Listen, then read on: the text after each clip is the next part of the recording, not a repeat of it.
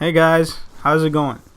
So for this video, I'm going to show you guys how easily you can win your lane and help transition that win into more gains in other lanes, and in turn help win your ranked games.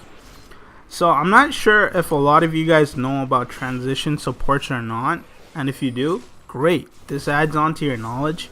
However, if you don't sweat it, because this video is a nice introduction into them. Basically, what a transition support does is focus on supporting an early game and gradually transition into a member of the team that can make significant contributions to team fights or just the gameplay in general. In this video, I'm going to show you guys the benefits of having Ryze play support and transition into someone who will become a huge contribution to winning your ranked matches. So for Ryze, his assets are skill cooldown per use of his skills, which lets him cycle through his skills fast and repeat that process fairly quickly, which results in high damage output in bot lane. Secondly, his rune prison. This skill is so freaking amazing. Like, do you guys realize that it's a snare which you can cast at a safe distance? And you can use it to disengage if your enemy jungler comes bot lane. Freaking beast. However, one key thing to note about Ryze is that he is extremely squishy early game. So play very cautiously. But when mid game hits, he blooms like nothing else in damage and tank potentials. The main thing that you guys have to know just to dominate bot lane with Ryze as a transition support is to harass.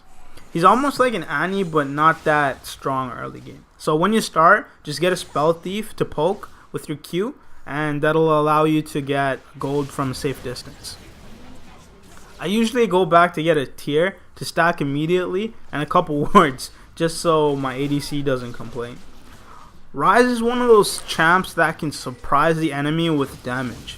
Because most supports just peel and CC for their ADC, having a support that can burst the opposing ADC is kind of like a fresh perspective.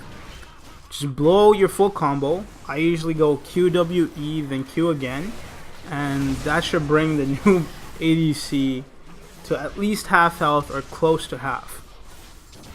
While you're capable of doing this, what's the enemy support gonna do? Bring your ADC to like near what, 75% of his health? I mean, losing 25% while their own ADC is at like half health is not really a fair trade. And luckily, Ryze can keep spamming his Q. The element of surprise is on your side because people don't usually expect Ryze to have such a high damage output as a support. Also, as you guys see in this video, I abuse rune prison just due to the fact that it lets the team get a lot of kills.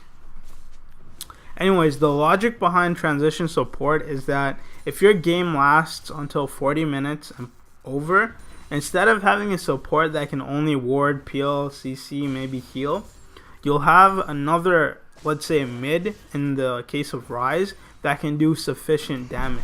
And in team fights, some help with damage is better than no help at all. So let's recap.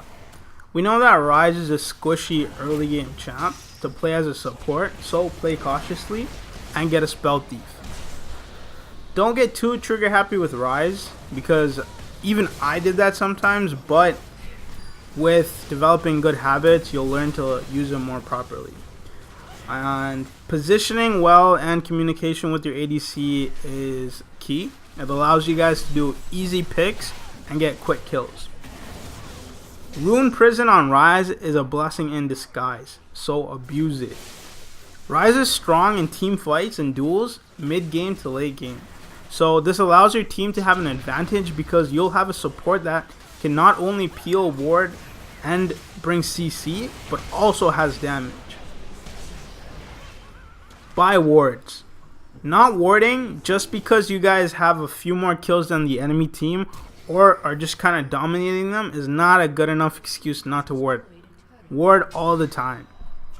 Also, rotation is very important. As you guys see in this video, as soon as my ADC and I are done doing whatever we need to do bot and we won our lane, we took dragon, we took their blue.